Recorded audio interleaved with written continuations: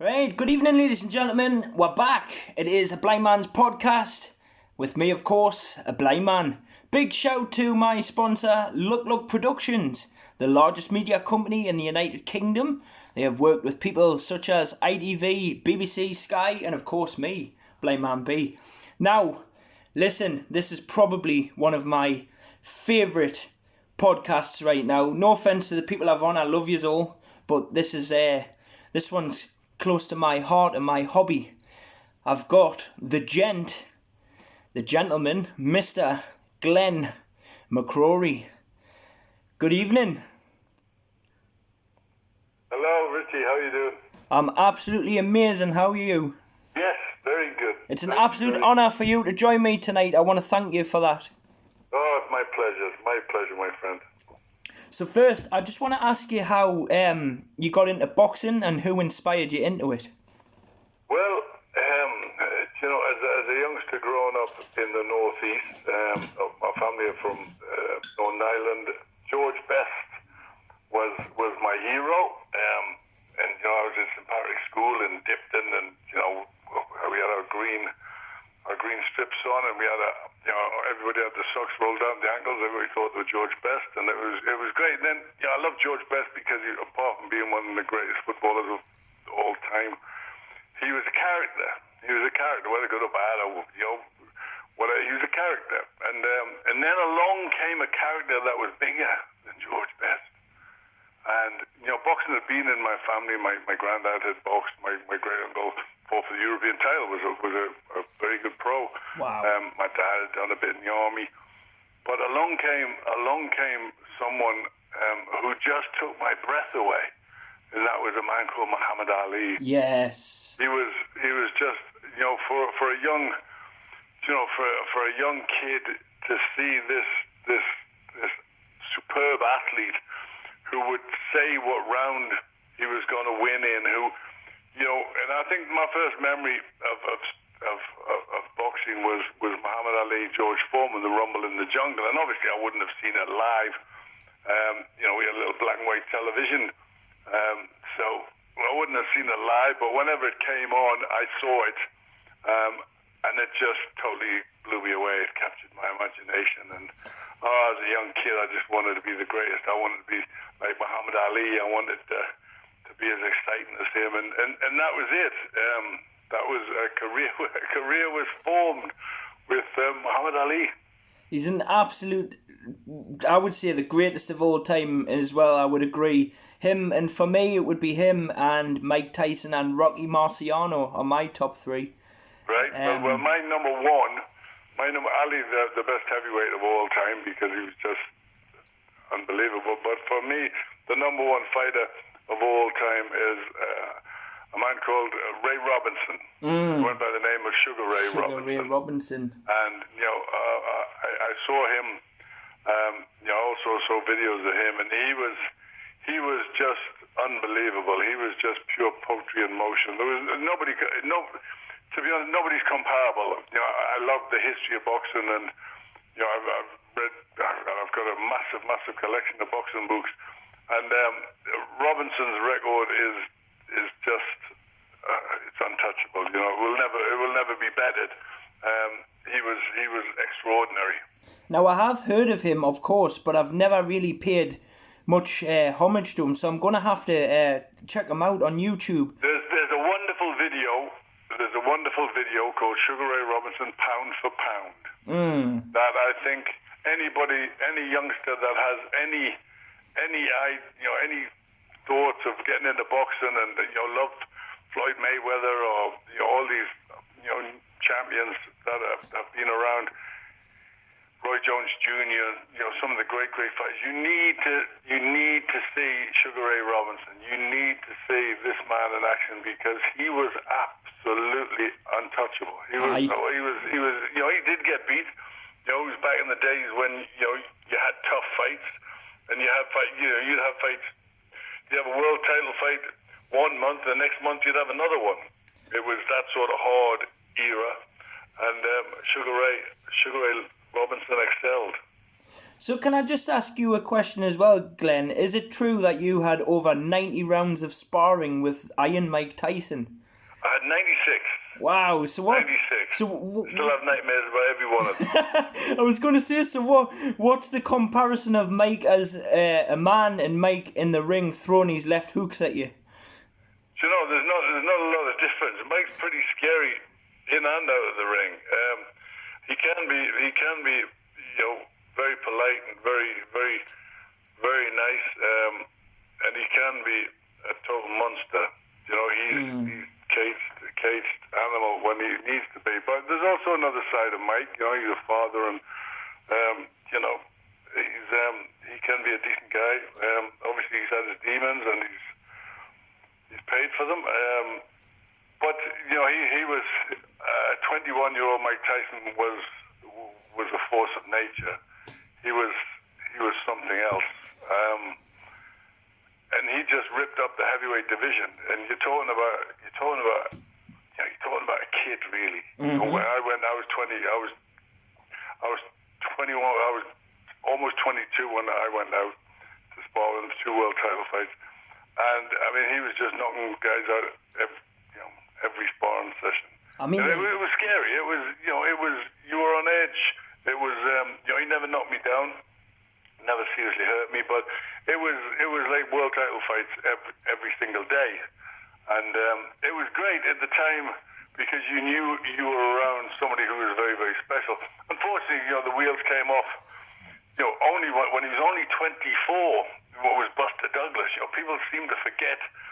When he lost to Buster Douglas, he was just he was so young. And, he'd achieved so much, or, he'd unified the heavyweight division. He'd beaten everybody that they put in front of him. And, unfortunately, things started to go wrong, and got in with the wrong people, had a very, bad divorce, which I think really, really hurt him very, very badly. And then, Don King, what can you say about Don King is dancing for the rest, I'm afraid. The most corrupt man in sports entertainment? A great promoter, did some amazing things. He's the man that unbelievably put on the Rumble in the Jungle. He's the man that, thought about putting Muhammad Ali and George Foreman a fight in Zaire, under a dictator, President Mobutu. It was unbelievable what he did. It was unbelievable what Don King did. But he also got out of jail for two murders. Got off with that, and he was unscrupulous, and he didn't do anything good for Mike Tyson. Mike was a genetic freak as well. At the age of 14, he was like 190 pounds. But let's face it, Glenn, it was jail that changed him. He was never the same after prison, Mike.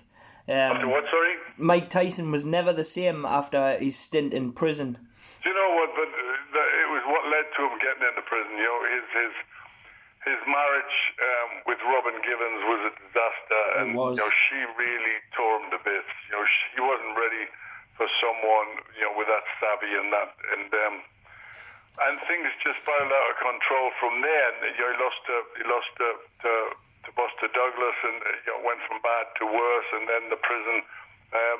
So he was on a downward slope from early. Obviously, he was very bitter. Mike's a man that feels he was framed for what happened. Obviously, I can't comment on that. That's not. I don't know all the evidence, but he really feels that he was set up. And is very, very, remained very, very bitter. Hates Don King, and was very bitter for a lot of years. I think he's found peace with himself now. Yeah. But I was around when he came out of prison, and his comeback started, and he wasn't nice to be around. Not the Mike that I knew a few years earlier. He had changed. He was bitter. He was, and he had people advising him that were very bad people, and unfortunately,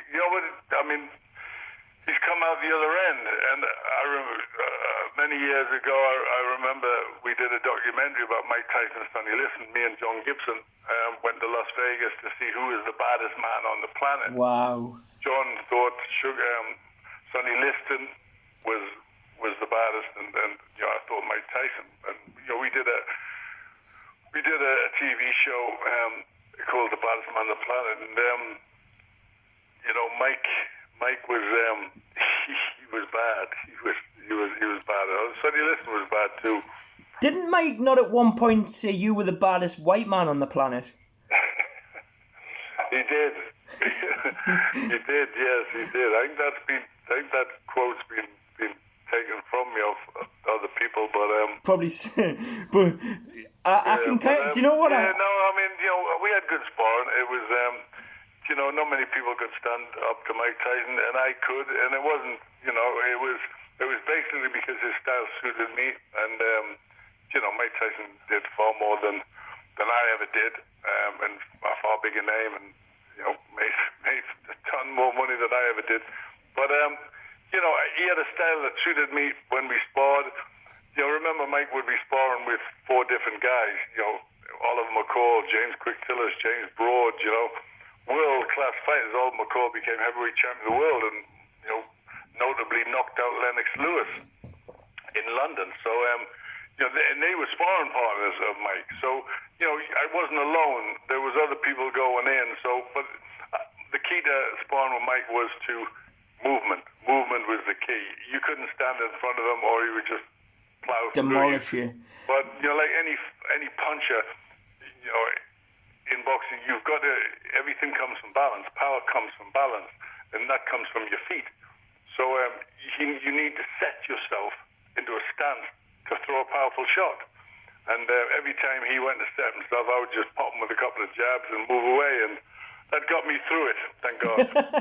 And he hits it when you clinch. Now, you've been very lucky to be a sparring partner, because didn't you not also spar the man that retired, Muhammad Ali? I'm sure you sparred Larry Holmes. I was in Larry Holmes. I went to Larry Holmes. I was invited to Larry Holmes' camp at 19.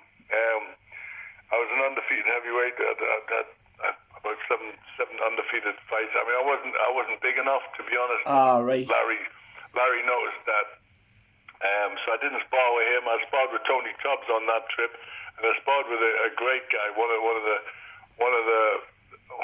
nicest guys I've ever met in boxing, called Randy Tex Cobb. Right. And Tex Cobb was just the funniest man in the world. He could fight, and he was really, really tough. But if you remember Tex Cobb, he's the man that tragically knocks out the champ in the movie. When the champ dies in the ring with his son, it's Tex Cobb, the actor, and he was also in The Color Purple with Eddie Murphy. A great guy, great, and a tough fighter. So I did a lot of rounds with him, and that was a great experience. It's definitely a movie I'll have to watch. Now, I'm going to move on to now your career, because you, in my opinion, you've had an amazing career too. And what I really liked was the fight that you had with Patrick Lumumba when you won the cruiserweight IBF title. What was that fight like? Were you scared? Were you nervous? Or was it just total adrenaline? I was very nervous because, that come about. I was undefeated British champion. I was undefeated Commonwealth title champion. And then going out to spar with Mike Tyson, I really caught the notice of, I give Mike Tyson a black eye in sparring, and it made headlines in the New York Post. So I really caught the eye of the powers that be, and the IBF made me #1 contender for Evander Holyfield's title. Yes. Evander moved up in weight to go for bigger fish. So they made the next guys down. That was me and Patrick Lumumba, who was a very experienced amateur. Hadn't had a lot of pro fights, but he was a member of the Who Needs Him club, because he was a Kenyan who boxed out of Sweden, who is now with Don King in Las Vegas, and he was very, very good, but he didn't have any fans, and so Don King brought him to Stanley. Yeah, I was going to say it probably didn't help the fact. The championship of the world, because he just thought he had to go and he decided, so he let him come away from home and agreed to him fighting, in front of my home crowd in Stanley, which was a huge mistake on Don King's part. Didn't you not have like 50 members of your family in that crowd or something? I mean, at least 50 members. At least. I mean, I'm one of 7, my uncle's one of 15, so there's quite a lot of Mcrorys, and there's quite a lot of barristers as well in the area. So, I had a massive family contingent there. But, what was great was that every single person in the arena was for me. Yes. And, every single person made their voice felt. And, would it have been the same? I think it would have been a very different fight had it been in COVID days with no crowd. Because, to be fair, my crowd got me over the line. They were with me every punch they took and every punch I gave, they were with me. And it was amazing. It was amazing to be in one of those, history-making situations where I became the first world champion ever in the northeast of England. Something I'm very, very proud of. And you still hold that title, that being the first in the northeast. And I watched that match several times, and I watched it the other night. And I've got to say, Glenn, it was a very, very good fight. And you knew you won before the judges, because you jumped up, you had your arms up in the air, and it was a good fight. It was. I did. I knew I'd won. It's a funny story because I was supposed to lose. I was a very big underdog. So much so, the headline in the Sun that day was Glenn Zagona, and that was from Colin Hart, who had been very friendly to me and who pretty much discovered me in my first fight and give me a full back page headline when I won my first fight by knockout, saying I had the sweetest left hook since Henry Cooper, and I was the white Bruno. So he was very good. So for him to wake up that morning of the title fight and see the paper, Glenn Zagona, it was really quite a shock. And the whole camp came to the Louisa Centre,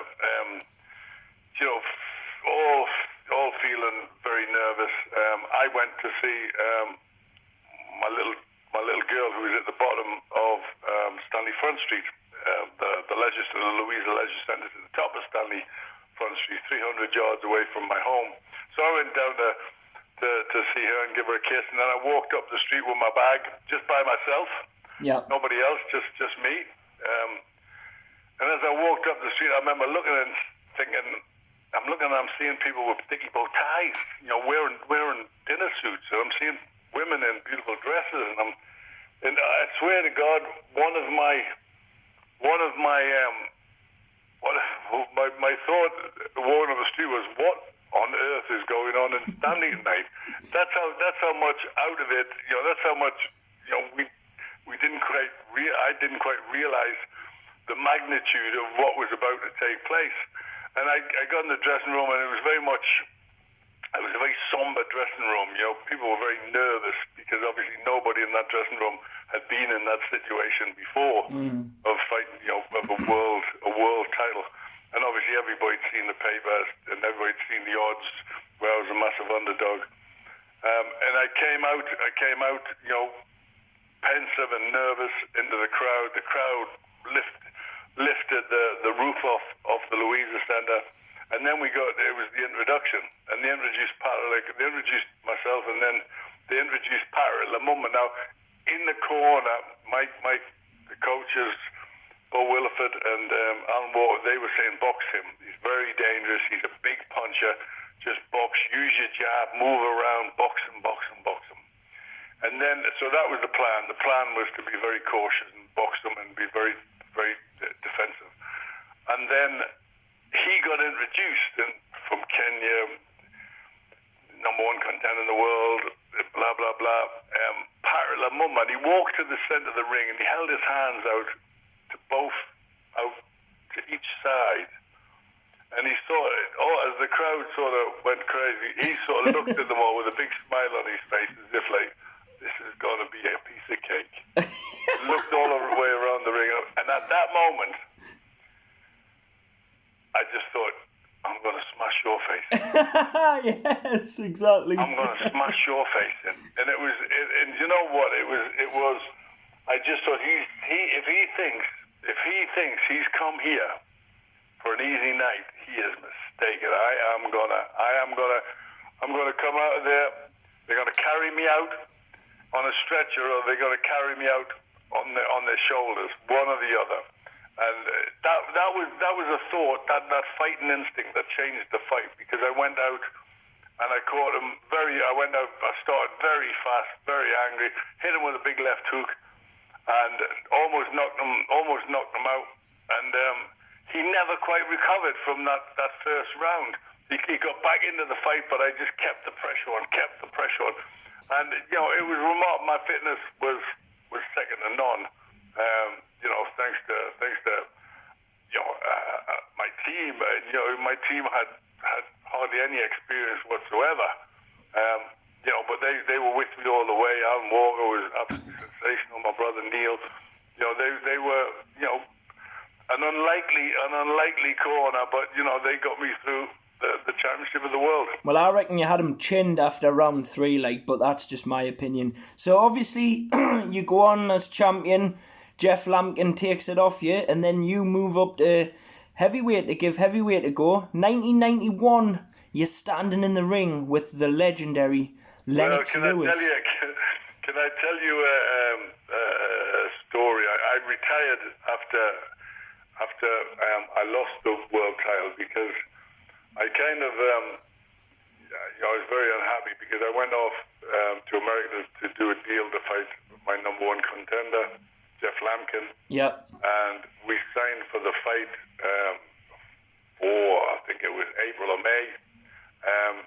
And I'd had Christmas. I had my team were a good team, but they had no idea of nutrition or anything like that. So, I'd had a good Christmas, and I was champion of the world. I enjoyed myself, and we went out. We organized the fight. We signed for the fight and all the rest of it. And then I got a phone call, in, I think it was February, of Bo Williford, who was my manager he was out in the States, but he was my manager. He said, listen, the fight's been pulled forward. It's been pulled forward to it's March, I believe. I can't remember the date now, but March. And I said, no, we definitely can't pull the fight forward. We can't pull the fight forward. Not then. That's only 5 weeks. That's only 5 weeks away. We can't. I can't make the weight. And my manager said, you can make the weight. You can. When I get there, a week before, I'll help you. And I was like, I can't. Trust me, I can't get down. I'm 6'4". It takes me. I didn't have nutritionists. I didn't have help. It takes me a long time. To work my way through that. I need the right amount of time. And he said, no, 5 weeks will be fine. So I spent 5 weeks really just in a plastic suit. A bin bag, just trying to make the weight. So when I got to the fight with Lampkin, I thought I was going to die, to be honest. And I knew I knew they were taking my title away, because my promoter also promoted the number one contender, Jeff Lampkin, who is an American. And obviously, Stanley of the northeast of England didn't have its attractions for big purses. So they took my title off me by not being prepared. So I was very, very bitter, and I retired after that fight. I was 25 years of age, a long way off. My career was I won the title, but I could have done so much more had I been looked after, and I was never looked after by management. They just fed me to the wolves. So I then got a tax bill. For an amount that I'd never ever even earned through my whole career. Never mind a tax bill. And obviously I don't know what the management team in America were putting, what the real figures were. But I got a tax bill for £80,000, of which I hadn't earned anywhere near that. I got £7,500 when I won the world title in Stanley. And I had to pay 2 managers out of that. So there was there was absolutely no way. So I didn't want to move up to heavyweight. I didn't even want to fight again. I was so finished with the game.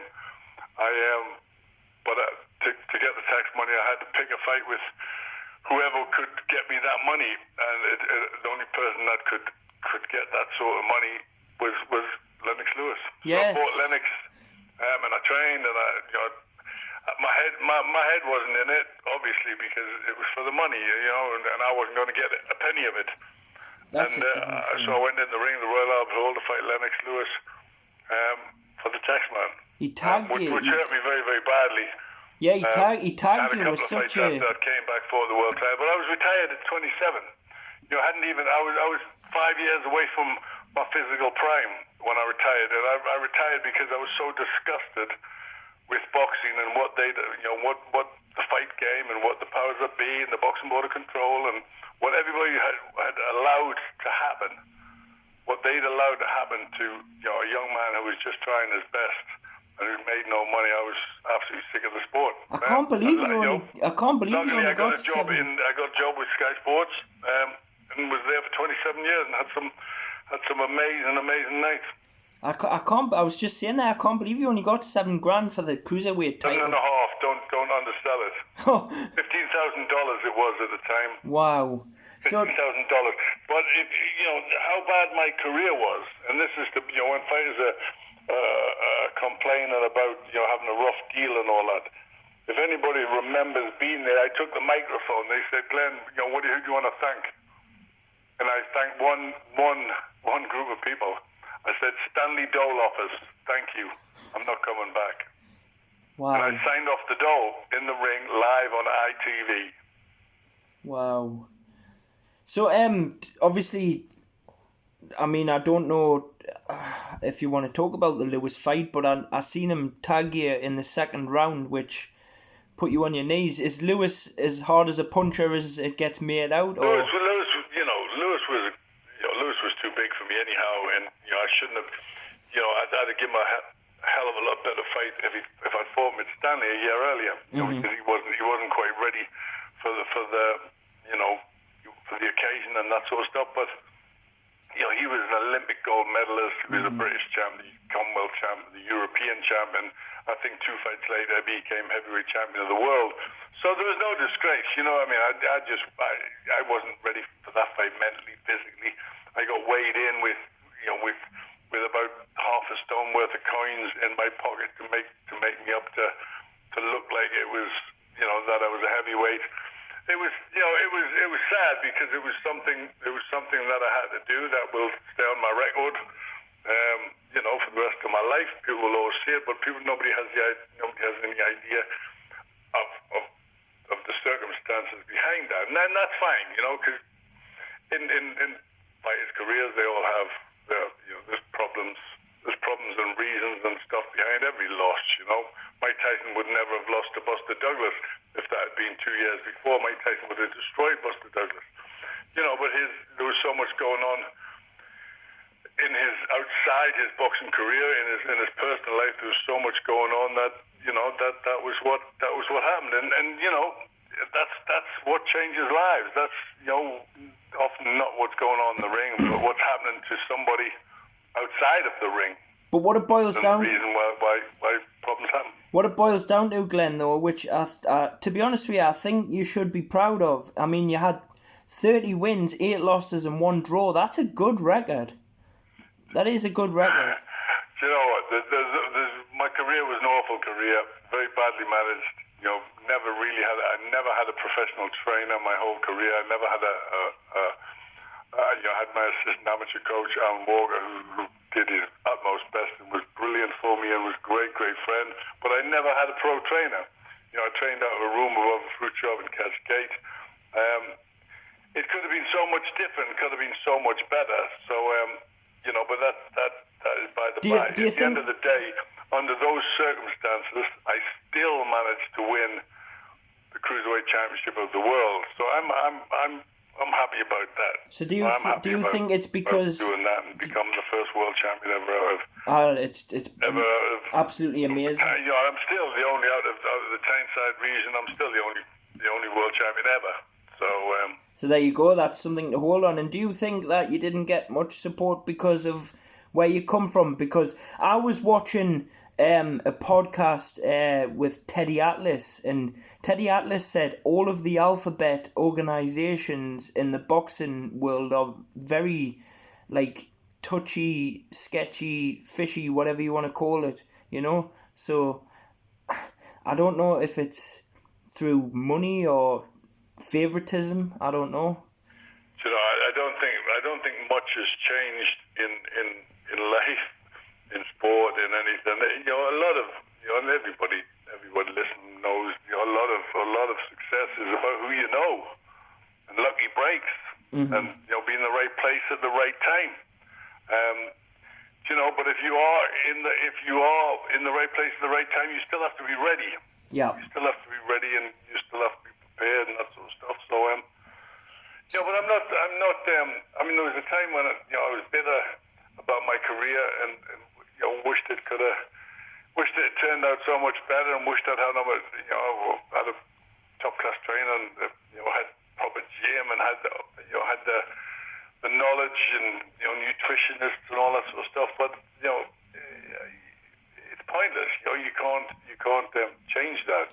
At the end of the day, you can't take away my night in Stanley, and that will live in Northeast history forever. And anybody that was there, you know, the greatest compliment you can have, Richie, is somebody saying, and I've had it many times, Glenn, I was there. It was the greatest night of my life. And that is you know, that is humbling to come from people. You know, that really humbles you when you hear that you know, they could possibly have the greatest night of their life, could possibly be that night. I know this sounds a bit cliche and cheesy and everything, but I don't really care. That's not like you, Richie. I just want to tell you this. One of the greatest nights of my life was when I got to share a commentary desk with you. Oh, thank you very much. Because you've commentated on the Tyson Lewis fight in 2002. You've commentated on. I've commentated on everybody. I mean, come on. I shared a boxing. My last fight was Tyson Wilder that I commentated on in Vegas in February. Or my last big fight.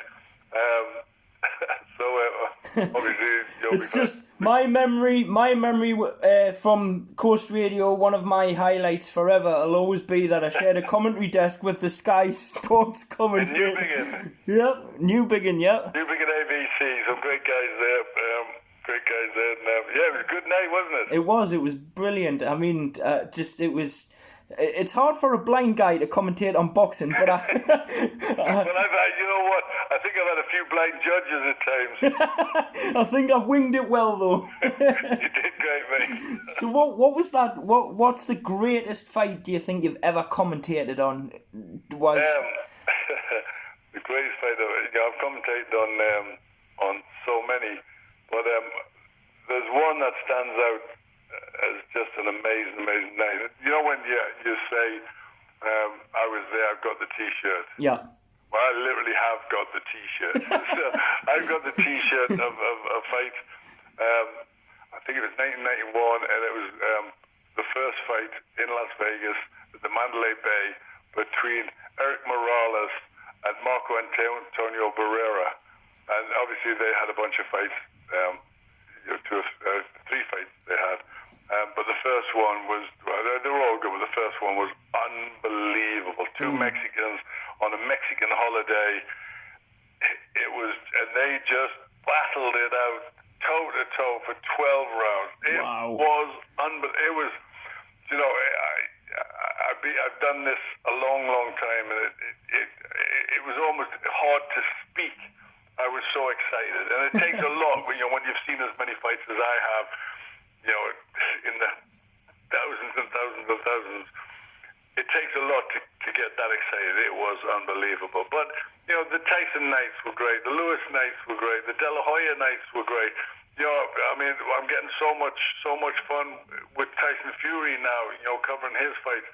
So, you know, it's 31 years of commentating. And it's, you know, it's still going. I'm working in Sheffield tomorrow. Tommy Frank is fighting in a car park. Wow. And people are driving up in their cars Wow. to So watch it. it's almost Rocky Balboa-esque. That's how you've got, how people are adapted to go and watch boxing during these terrible times. It's almost Rocky Balboa-esque back in the day. Come on, Rock, get out the street, you bum! Wow. So I think it's absolutely amazing what you've done. Fair enough. You might not have enjoyed your boxing career too much, but you loved your commentating career. I loved my boxing career. It was the business of boxing that made me retire. Yeah. The business, the money side of it. Money was never a god, so money was never that important. It gets hard when you barely earn anything for doing amazing things, and then over the years that people are making for the same thing. People are making the hundreds of thousands and millions, and for winning the same things. But it's nobody can take away the memory, and it's the memory. It's not the money. As I say, it's the memory, it's the occasion, and life. At the end of the day, in life, you take nothing with you. Yeah. Except your memories and what you've done. That's so true. I've done a lot, and continue, and I'm gonna continue to do a lot. There's talk now of me fighting Evander Holyfield. I was just about to say that. You're going to put the gloves back on. In a fight, in a legends fight. Just seen Tyson, Roy Jones. There was chat with me and Evander last week, and Evander said, "Call him out. Are you going to call me out?" And I said, "I'll call you." It wasn't even in my mind to fight him or do anything, but I've suffered really badly. I've suffered from depression. I lost my brother many years ago, and as kids, he was diagnosed with an illness. That kind of wore his body away, and that was very heartbreaking and affected me deeply. Sorry to hear. It still affects me deeply. And suffered from and I've suffered from depression massively over the years. And with the lockdown, that has really just really brought it to a head. And I've been in a very bad way, if I'm honest. And so recently, talk about a fight again, and it's got me training. I'm in the gym, I'm running. It's just lifted my spirits at the right time. Good. And really sort of, I'm hoping that Evander signs a contract. He hasn't done that yet. There's talk of a fight April 3rd at the O2 in London. He hasn't signed yet. I got a text from him this morning. He sends me texts every day of quotes from the Bible. Because he's a really religious. A text every day. I get texts of Evander Holyfield sending me quotes from the Bible. He's a very religious man, isn't he? All I want is a quote saying he's going to fight me. But it's kind of lifted me. So I'm really enjoying trying to get back in shape again. 27 years. Wow. I was last in the ring. Wow. I just want to turn back time, and I want to inspire people to sort of to go for not to hold back, to go if they've got anything they want to achieve, anything don't think I can't do that. I climbed the 8th highest mountain in the world last year, and it was terrifying, and nobody thought I could do it. I had no climbing experience whatsoever, but I got there, and you set yourself challenges, and then this is another one. So I think, if I can inspire anybody, I'm being inspired. I'm feeling inspired myself, and it's helping me massively in these terrible times. So if I can inspire anybody to get through their problems and get, and put aside, their depression, put aside alcohol, put aside, their problems, and get themselves trained, get themselves fit, get themselves aiming for something. I just hope I can inspire people to come along and join the journey with me to bigger and better things. I've been getting some psychologist help recently, and the lockdown's affected me. My whole life. We're all in it. We're all in this together in a way, and that's the only thing that I think's got me through it. Well, that's it. That so many people are going through so much, and so many people are going through so much worse. Heaven forbid. The suicide rate is at an all-time high, and that's just heartbreaking. It's just absolutely heartbreaking that people over this time or any time will lose somebody because they can't cope.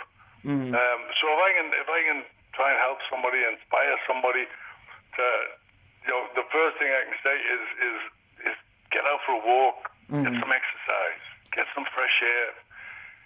I was going to say. So many more people in the same boat. We're all in it. We're all in the same boat. I was actually going to. We're all feeling down. I was actually going to say as well. What you said there before has actually inspired me, Glenn, because I'm this kind of person that really wants to train. I want to get back on the heavy bag, blah blah blah. But I just, for some reason, because of the lockdown, my head's stopping me. But it's like my body's saying yes, but my mind's saying no. If you pardon the pun, because that sounds like a song. But but I think this thing with you and Evander Holyfield should definitely go ahead. And I know Evander. I hope so. You know what? I can't say a lot at the minute, but there's if it doesn't with Evander, there is a huge name in that's looking, is saying a lot. I think I've got a feeling I know who it is. I can't say his name, but he's saying a lot. Get me in the ring. So, and I'll fight anybody. I'm not going to say his name, but I've got a feeling I know who it is. And I love that. Right. I love that Northeast spirit. I'll fight anybody.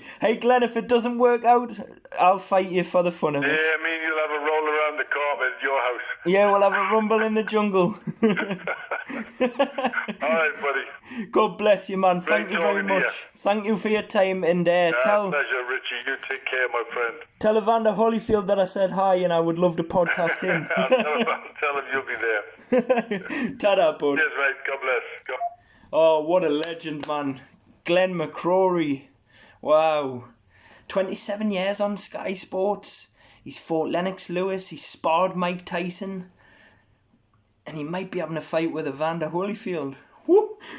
If he doesn't get if Evander Holyfield doesn't sign this contract, Glenn, me and you will have a rumble in the garden. Oh, I love him. God bless. Everybody, like, subscribe, hit the bell. Peace.